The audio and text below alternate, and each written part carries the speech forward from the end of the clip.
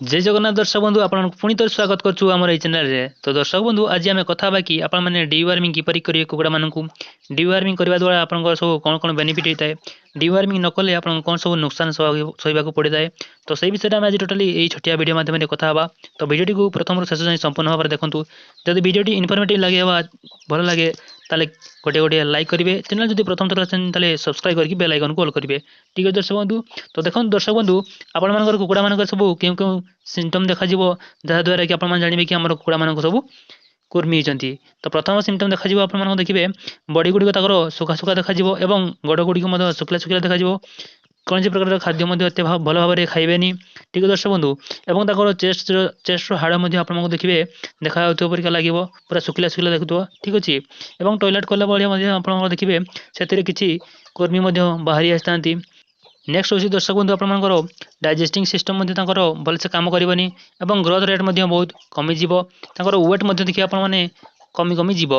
तो एई सब सिम्पटम जदि आपण मानकर कुकुड़ा मानकर देखायन ताले आपण मानकु डीवार्मिंग करिवा को निहाती आवश्यकता।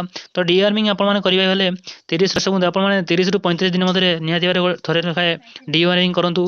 काई ना डीवार्मिंग करिवा फळे आपनकर मोर्टालिटी कम संख्या मध्ये बहुत सारे कमी जाय थाए। तो डीवार्मिंग करिवा को हेले आपण मानकर 30 रु 40 दिन रो जो कुकुड़ा मानकर बयस होइतबो सही कुकुड़ा मानक डीवार्मिंग करंतु। छोट छुआ मानकु डीवार्मिंग करिवे नाही। ठीक है दर्शक बंधु। तो डीवार्मिंग करिवार फुल प्रोसेस टी होची हमर किपरि करिवे ना डीवार्मिंग करिवे जदि आजिठू जदि आपण करिवे आजिरो 10 दिन परे किंबा जदि आज आपण करछंती ताले 10 दिन पूर्वरु किंबा 10 दिन आगकू कोनोसी प्रकार वैक्सीनेशन किंबा इंजेक्शन लगाइबे नाही कुकुड़ा मानकु। ठीक अछि संगमने देखंतु कोन कोन सब हमर कर्मीनाशक पई मेडिसिन अछि, अल्बेंडाजोन अछि एवं पिप्राजिन अछि। तो आमे पिप्राजिन को यूज करछु। आपण माने देखि पारते स्क्रीन रे पिप्राजिन टे आपण किपरि अछि। ठीक अछि दर्शक बंधु।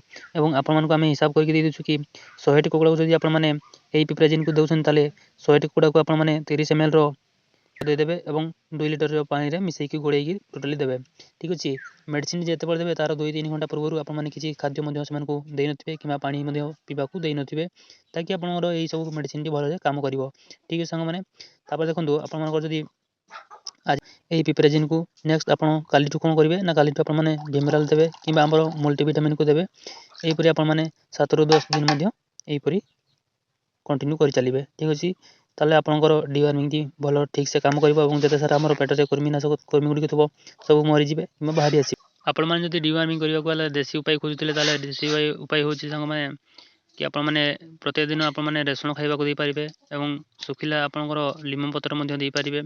किंतु एई देसी उपाय रे संग माने आपनकर जदि हाई वोल्टेज रे जायछि कर्मी गुडी को ताले धीरे धीरे काम करिवो। देसी उपाय त आपण माने जानथिबे धीरे धीरे काम करे। ठीक अछि। एवं कोनोसी नुकसान न थाए। तो आपण जदि पारिबे ताले सब दिन प्रत्येक दिन आपण माने एई लीम पत्र सुखिला एवं आपण माने रसुण को आपण माने संग रे खाइबा को दे पारिबे ताकि आपनकर कोनोसी प्रकार कर्मी मध्ये हेबे नाही। तो बंधुगण आमे डीवार्मिंग विषय सब तक मोटामोटी कथा कहि देछु किपरि तार उपाय अछि एवं कोन कोन नुकसान अछि। तो सेही विषय हम टोटली कथा ही जाई सारछे एवं वीडियोटी मध्ये हमर बहुत सारा लंबा हो गलानी। तेणु करी वीडियोटी को एडी समाप्त करबा। जदि वीडियोटी भल लागतै ताले नियत लाइक करिवे, चैनल जदि प्रथम चैनल सब्सक्राइब करिवे, बेल आइकन करिवे।